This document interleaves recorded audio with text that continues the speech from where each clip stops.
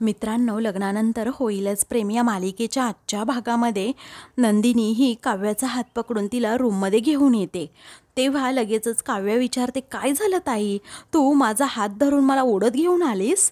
तेव्हा तू ना मागे जात चालली आहेस ना, म्हणून तुझा हात धरून असं ओढत घेऊन येणं तुझ्यासाठी महत्त्वाचं आहे, असं लगेचच नंदिनी म्हणते। तेव्हा काव्याला आता कळत नाही, मग ती विचारते, काय बोलतीयस तू? मग नंदिनी म्हणते की तू काय बोलते, काय वागते, याचं भान आहे का तुला? तेव्हा लगेचच आता नंदिनी म्हणते की पार्थ कोण आहेत? तेव्हा काव्या म्हणते की काय झालं आता? दिनी पुन्हा म्हणते, अगं कोण आहेत पार्थ तुझे, हे विचारले मी तुला। आता काव्या म्हणते ते विक्रम काका आणि मानिनी काकूंचा मोठा मुलगा आहेत। मग त्यावरती नंदिनी म्हणते, हे उत्तर तुझ्याकडून अपेक्षित नाहीये, तुझे कोण आहेत ना ते अगोदर सांग। त्यावेळी काव्या म्हणते, ते माझे कोणीही लागत नाही, तुला अगोदर सांगितलंय। मग नंदिनी म्हणते की कसं आहे ना, पार्थ हा तुझा नवरा आहे, समजलं? आणि असा आपल्या नवऱ्यावर सहजासहजी तू दुसऱ्या कुणाला हक्क कसा गाजवू देतेस ना, मला कळतच नाही।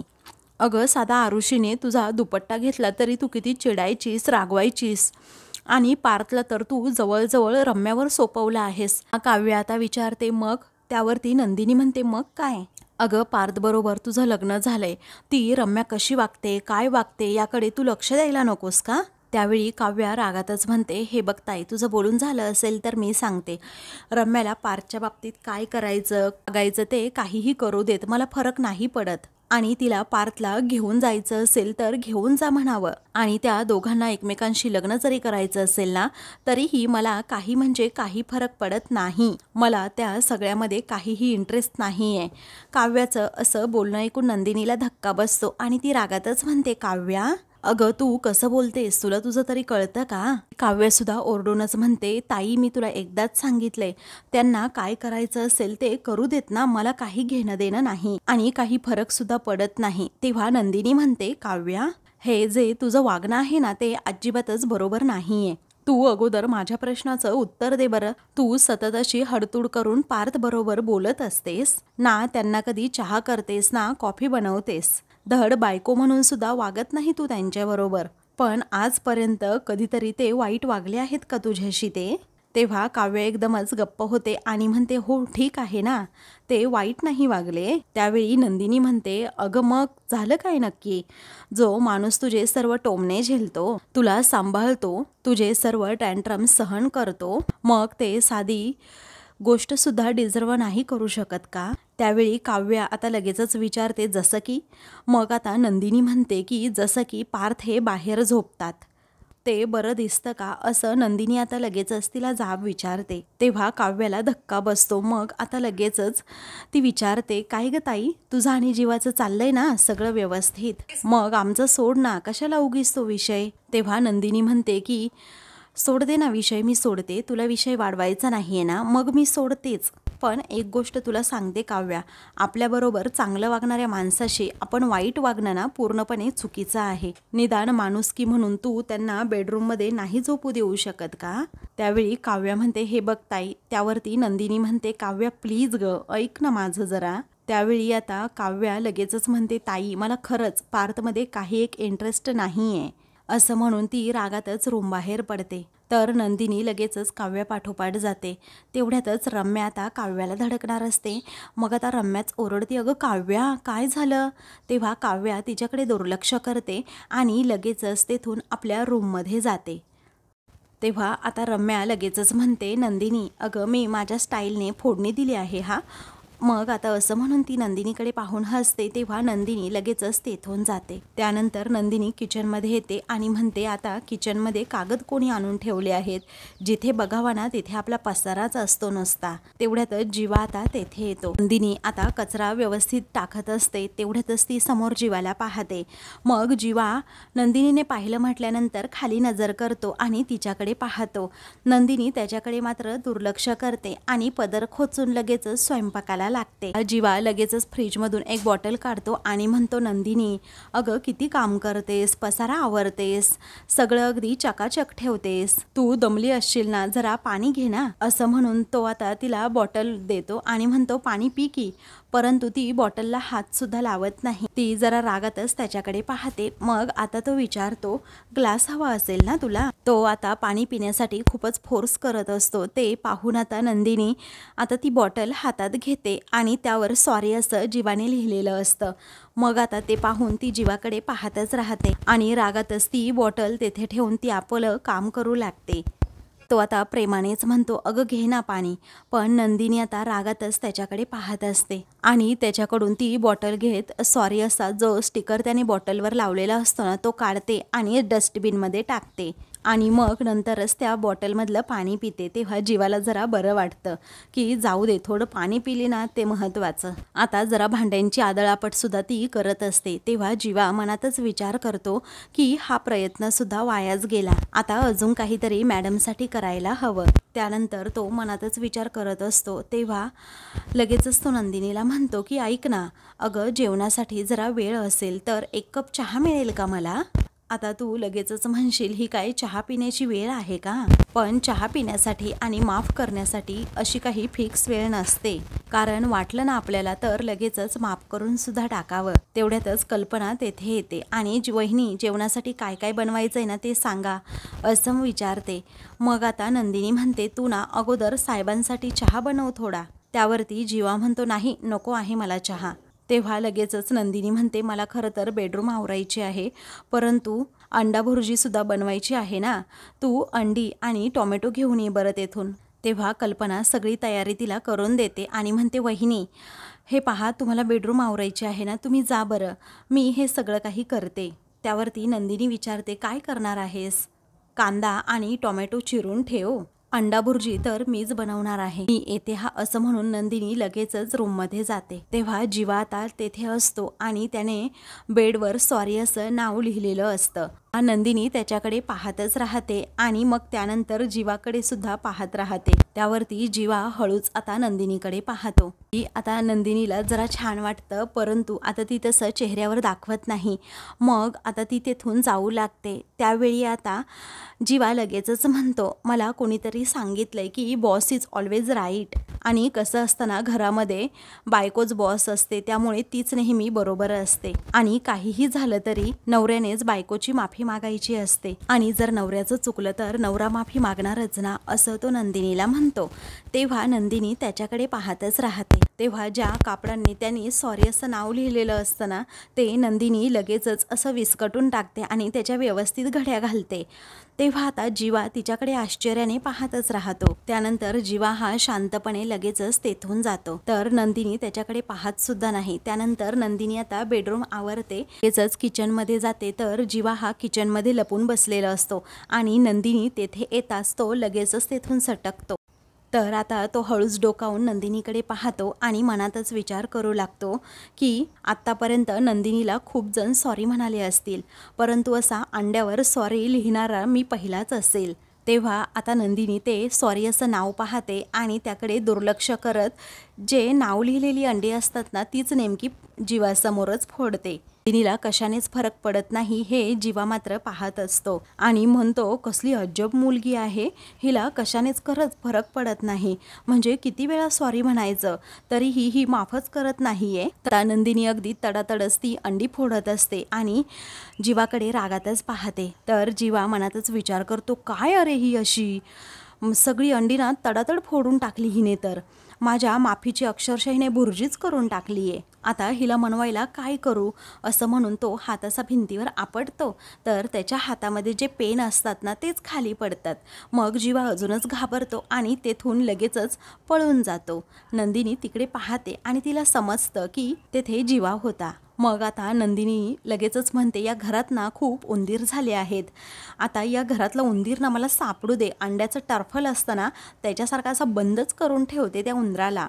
जीवा पुन्हा मागे येतो, हळूच नंदिनीकडे पाहतो. पण नंदिनीला कोणत्याच गोष्टीचा काही फरकच पडत नसतो. ती आपली व्यवस्थित तेथे पुन्हा कचरा टाकते. तर जीवा अजूनही तिच्याकडे पाहतच राहतो. तो काहीच तिला पुन्हा बोलत नाही. तर नंदिनी आपलं काम करू लागते. दुसरीकडे पार्थ हा बेडरूममध्ये येतो तेव्हा काव्या आता बेडवर बसलेली असते. मग आता तो तिच्याबरोबर काहीच न बोलता शांतपणे आपली उशी घेतो आणि बाहेर निघालेला असतो. तेव्हा काव्या त्याच्या हातातून उशी ओढून घेते आणि म्हणते, पार्थ ऐका ना जरा, मला बोलायचं होतं तुमच्याबरोबर. मग पार्थ तर खूपच खुश होतो आणि विचारतो, काय बोलायचं आहे, बोला की. तेव्हा त्याला वाटतं की सकाळी बाईकवर आल्या नाही म्हणून सॉरी म्हणायचं आहे का, आणि तो त्याबद्दल तिला तसं विचारतो सुद्धा. मग ती लगेचच आपलं रूप बदलते आणि रागातच म्हणते, काय मी असं काही म्हटले का तुम्हाला याबद्दल बोलायचं आहे म्हणून. तेव्हा पार्थ हा एकदमच गप्प होतो आणि म्हणतो, नाही ते आपलं मी सहजच बोललो. त्यानंतर तो आपला गुपचूप उशी घेतो आणि बाहेर जायला निघतो. ती जोरातच ओरडते, अहो थांबा की, मी तर काही बोललीच नाही, अजून मला बोलायचं आहे तुमच्याबरोबर. तेव्हा तो म्हणतो, बोला ना मग, काय बोलायचं आहे, बोला बोला, तुम्ही विसरलात का. त्यावरती आता काव्या म्हणते, तुम्ही चान्स तरी देताय का मला बोलण्याचा एखादा. तेव्हा पार्थ म्हणतो, बोला बोला. त्यावरती लगेचच काव्या म्हणते, अहो बोलते. मग आता पटकन ती म्हणून जाते की आजपासून ना तुम्ही इथेच झोपा. त्यावेळी आता लगेचच पार्थ पटकन म्हणून जातो की ते काही चालणार नाही. असं म्हणून तो काव्याकडे पाहतच राहतो आणि काय असं म्हणून लगेचच तो विचारतो, बहुतेक माझ्या कानाला ना काहीतरी प्रॉब्लेम झालाय. तुम्ही रोज म्हणताय की बाहेर जाऊन झोपा आणि आज असं म्हणताय की इथेच झोपा म्हणून. तेव्हा काव्या रागातच म्हणते, व्यवस्थित आहेत तुमचे कान, तुम्हाला जे ऐकायला आलं ना तेच मी बोलले आहे आणि आजपासून तुम्ही इथे झोपा. तेव्हा पार्थ हा अगदी प्रेमाने तिच्याकडे पाहतो आणि खुश होतो. तेव्हा तो पटकनच बेडवर बसतो आणि लगेचच म्हणतो, हे अचानक असं कसं काय झालं जादू. त्यावरती काव्या म्हणते की तुम्ही असं बाहेर जाऊन झोपता रोज, त्यावरनं ताई मला किती बोलली बरं. तेव्हा ताईंने सांगितलं म्हणून पटलं का तुम्हाला, असं पार्थ हसतच विचारतो. तेव्हा काव्या म्हणते, तिने सांगितलं म्हणून नाही, माझा मी विचार केला, मला पटलं आणि तेव्हा मी तुम्हाला सांगितलं. मला मान्य आहे आपलं लग्न हे विचित्र परिस्थितीमध्ये झालं आहे, ते आपण ॲक्सेप्टसुद्धा केलेलं नाही आहे आणि घरातल्या बाकी सर्वांना सुद्धा माहीत आहे ते. मग असं बाहेर झोपून उगीच तुम्ही असं प्रदर्शन कशाला मांडायचं, आणि म्हणूनच मी तुम्हाला सांगते की तुम्ही इथे झोपा. तेव्हा पार्थ आता हसतच म्हणतो, हो खरं आहे तुमचं, बरोबर आहे, मी आपली खाली झोपेन, तुम्ही आपले वर झोपा तुमच्या जागेवर, तुमच्या बेडवर. त्यावेळी आता लगेचच तो म्हणतो, असं कसं हो, असं मी वर झोपणं तुम्ही खाली झोपणं बरं वाटतं का, नको नको, तुम्ही वर झोपा मी खाली झोपतो. तेव्हा काव्या म्हणते, हे घर तुमचं, ही बेडरूम तुमची, हा बेड तुमचा, सगळी जागा तुमची, तुम्ही आपलं झोपा इकडे वर. तेव्हा पार्थ आता लगेचच म्हणतो, अहो आता हे घरसुद्धा तुमचंच आहे, हे बेडरूमसुद्धा तुमचीच आहे, तुम्ही वर झोपा, मी जातो आपला खाली. तेव्हा काव्या लगेचच म्हणते, तुम्ही वर झोपा, सांगितलं ना, दॅट सेड. तरीही पार्थ आता नकारच देत असतो. मग काव्या अजूनच हट्टीपणा रागातच म्हणते, अगोदरच ताई मला खूप बोलली आहे आणि त्यामध्ये तुमची ती रम्या, तीसुद्धा अशी झापत असते सारखी सारखी मला तुमच्यावरनं. मग आता लगेचच पार्थ म्हणतो, काय एक्सक्यूज मी, तुमची रम्या म्हणजे नक्की काय म्हणायचं आहे काय तुम्हाला. तेव्हा काव्या हात जोडून म्हणते, मला फक्त एवढंच म्हणायचं आहे, तुम्ही बाहेर सोफ्यावर झोपण्याऐवजी ना इथे आतमध्ये झोपा. त्यानंतर तो लगेचच तिथे बेडवर झोपतो. मग आता काव्या म्हणते, ओ शांत राहा, किती ती घाई, उगीच कराटे येते हां. तेव्हा तो जरा घाबरतो आणि म्हणतो, मला ही लाठीकाठी येते. त्यानंतर ती आपला आता अंथरूण टाकणार असते. तेव्हा पार्थ विचारतो, मी टाकून देऊ का. तेव्हा ती म्हणते, माझं मला येतं हा करता. मग आता तो तिच्याकडे पाठ करून झोपतो. ती आता तेथे कपाटामध्ये चेक करते तर तेथे अंथरूण टाकण्यासाठी काही गादी वगैरे नसते. हळूच तो तिच्याकडे पाहतो आणि ती पाहत आहे हे पाहून लगेचच तिच्याकडे दुर्लक्ष करतो. मग नंतर तो म्हणतो की झोपताना लाईट बंद करा हा. तेव्हा ती रागातच म्हणते, हो करते ना. तर ती कपाटामध्ये पुन्हा पुन्हा काहीतरी शोधू लागते. तेव्हा पार्थ तिच्याकडे पाहत राहतो. मग काव्याने रागातच मागे पाहताच तो लगेचच आपली नजर दुसरीकडे करतो आणि असं खूपदा होतं. तेव्हा ती आता लगेचच पुढे येते आणि म्हणते, देशमुख अहो अंथरण्यासाठी काही आहे की नाही. तेव्हा तो आता म्हणतो, कपाटाच्या खालच्या कप्प्यात आहे. तेव्हा ती आता थँक्यू असं म्हणते. नंतर पार्थ शेजारी तिचं ब्लँकेट ठेवते आणि खाली व्यवस्थित अशी चटई अंथरते. मग पार्थच्या आता उशी खालून ती लगेचच उशी जोरात ओढून घेते. तेव्हा तो आता विचारतो, हो काय करताय हे? तेव्हा ती आता उशी दाखवते. मग तो म्हणतो, काही हरकत नाही, घ्या घ्या. त्याच्या शेजारी जे ब्लँकेट ठेवलेलं असतं ना, ते ब्लँकेट सुद्धा ती ओढून घेते. तो पुन्हा जोरात ओरडतो. ती म्हणते, अहो ब्लँकेट घेतीये. त्यानंतर आता तो लगेचच म्हणतो, तेवढं दार बंद करा. मग आता ती विचारते, कशाला दार बंद करायचं? काही कळतं की नाही तुम्हाला? मग आता तो म्हणतो, ताईने सांगितलं नाही का तुम्हाला? उगीच प्रदर्शन नको. मग घ्या बरं तेवढा दरवाजा लावून. तेव्हा ती रागातच दरवाजासुद्धा बंद करते आणि आपल्या अंथरुणावर येऊन बसते आणि मोकळा श्वास घेते. तेव्हा आता लगेचच पार्थ म्हणतो, ऐका ना, गुड नाईट हा. त्यावेळी काव्या रागातच त्याच्याकडे पाहते. तेव्हा ती जोरात ओरडते, झोपा. मग आता पार्थ पुन्हा म्हणतो, ऐका ना. तेव्हा काव्या अजूनच जोरात त्याच्यावर ओरडत विचारते, काय आहे आता? तेव्हा तो हळूच म्हणतो, लाईट बंद करा ना. तेव्हा ती विचारते, काय तुमचा हात नाही पोहोचत का तिकडे? तेव्हा तो म्हणतो, हो पोहोचतोय ना.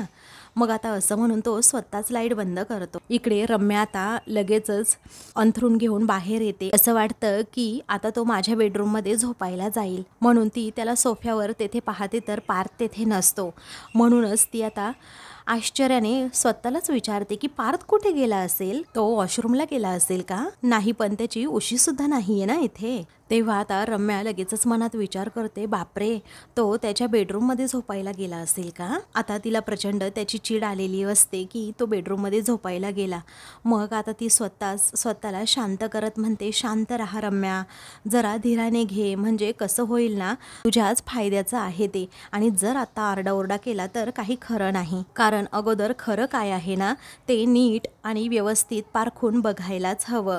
असं म्हणून ती स्वतःच्याच मनाला समजावते. इकडे आता काव्याला झोपच येत नसते, कारण तिची मानच आता अवघडलेली असते. आणि ही गोष्ट बरोबर पार्थला आता समजते, म्हणून तो तिच्याकडे हसतच पाहतो आणि म्हणतो, ऐका ना. त्यावरती ती खूपच घाबरते. मग आता तो म्हणतो, सॉरी, घाबरू नका ना. अहो अजूनही वेळ गेलेली नाहीये, तुम्ही झोपा ना वर, मी झोपतो की खाली. तेव्हा ती खूपच जोरात ओरडते, आता झोपता की नाही? मग आता तो गुपचूप तोंडावर सुद्धा पांघरून घेतो आणि तसाच झोपतो. ती आता पुन्हा तशीच झोपण्याचा प्रयत्न करते आणि सारखी सारखी उठत असते. तिची ही तळमळ, तिची तगमग पार्थ आता पाहत असतो, कारण तिला होणारा त्रास आता पार्थला पाहवत नसतो. तेव्हा पार्थ हा मनातच विचार करतो की किती हट्टी आहेत या, असं म्हणून तो गालातच हसतो. तर आता काव्या ही तेथेच बेडला टेकून अशी झोपू लागते. तर रम्या लगेचच आता बेडरूम जवळ येते आणि तेथे आल्यानंतर ती मुद्दामच पार्थला फोन करते. तर पार्थचा फोन तेथेच बेडरूममध्ये वाजत असतो, त्यामुळे आता तिला खात्री होती की पार्थ तर इथे आतमध्ये झोपलाय. तेव्हा ती आता जरा घाबरते आणि पटकनच फोन कट करते. आता एका क्षणी तिला धक्काच बसतो. तिचे डोळे सुद्धा भरून येतात की पार्थ आता बेडरूममध्ये झोपायला गेला, कारण तिचा प्लॅन हा पूर्णपणे फसलेला असतो. तेव्हा ती म्हणते, पार्थचा मोबाईल आतमध्ये वाजतोय, याचा अर्थ पार्थ हा बेडरूममध्ये झोपायला गेलाय. तेव्हा ती अगदी रडकुंडीलाच येते आणि म्हणते, हे कसं शक्य आहे? असं म्हणून तिच्या मनाची अगदी चलबिचलच होते. मग आता लगेचच रम्याला आठवतं, पार्थ काव्याच्या बाबतीत सगळं काही नीट करेल असं चॅलेंज दिलं होतं त्या नंदिनीने मला. त्यानंतर रम्याच्या आता सर्व गोष्टी लक्षात येऊ लागतात. ती म्हणते की आज ती तर बोलायला सुद्धा गेली होती त्या काव्याबरोबर, पण मग लगेच काव्याने सुद्धा ऐकलं नंदिनीचं आणि पार्थला बेडरूममध्ये झोपायला सुद्धा हो म्हणाली. नाही, जे काही होतंय ना ते अजिबातच बरोबर होत नाहीये. आणि खरं तर माझंच चुकलं. जे काही करायचं होतं ना ते शांतपणे करायला हवं होतं आणि उगीचच त्या नंदिनीचा मी इगो डिवचायला गेले. कारण त्या नंदिनीच्या सांगण्यावरून काव्य लगेचच पार्थला बेडरूममध्ये झोपायला हो म्हणाली. आणि उद्या तिच्याच सांगण्यावरून तिचं आणि पार्थचं लग्न जर मान्य करायलाही लागली तर मग काय करायचं? प्रश्न आता लगेचच रम्याच्या मनात येतो. सगळा प्रकार पाहून रम्याच्या पायाखालची जमीन सरकते. ती म्हणते, जर काव्याने खरंच पार्थ बरोबर असणारं लग्न मान्य केलं तर माझं काही खरं नाही. कारण मी जर अशी पार्थपासून नेहमी लांब राहिले तर मग होणार कसं? पार्थला माझी आठवण सुद्धा येणार नाही आणि आता सध्या सुद्धा तो माझ्याकडे लक्ष देत नाहीये. या दोघी बहिणींनी मिळून सगळा गेम फिरवला तर मग माझं काय होणार आयुष्यात? आता मला ना काहीतरी ठोस पावलं उचलायलाच हवीत, असा रम्या विचार करते. आता काहीही झालं तरी पार्थ हा काव्याचा होता कामा नये आणि पार्थ फक्त आणि फक्त तुझाच व्हायला हवा, अगदी शेवटपर्यंत. तर आता मित्रांनो, पुढील भागामध्ये नंदिनी ही जीवाला सांगत असते एका मुलीची केस आहे, तिचं लग्न जबरदस्तीने तिच्या आईवडिलांनी एका मुलाशी लावलं. तेव्हा काव्या आता लगेचच म्हणते, जबरदस्तीने तर तुझं आणि माझं सुद्धा लग्न झालंय ना नंदिनी ताई, आणि आपल्या मदतीला तर कोणीच नाही आलं. तेव्हा आता लगेचच नंदिनी म्हणते, आपलं लग्न हे परिस्थितीमुळे झाले काव्या. अगं त्या मुलीचं दुसऱ्या मुलावर प्रेम होतं, आपलं कुठे कुणावर प्रेम होतं. काव्या म्हणते, होतं, माझं प्रेम होतं, असं म्हणून ती नंदिनीला आता धक्काच बसवते. त्यावरती जीवा आता अगदी घाबरतच काव्याकडे पाहत असतो की आता ही माझं नाव घेते की काय. मग नंदिनी आता विचारते, काय ग, कुणावर होतं तुझं प्रेम मग? तेव्हा काव्या हळूच जीवाकडे पाहते. मग त्यावेळी नंदिनी पुन्हा पुन्हा विचारते, अगं सांग ना काव्या, कुणावर प्रेम होतं तुझं? तेव्हा काव्याची आता बोलतीच बंद होते आणि ती सारखी सारखी जीवाकडे पाहते. तर आता मित्रांनो, अशाच मालिकेंचे पुढील भाग पाहण्यासाठी चॅनलला सबस्क्राईब करा.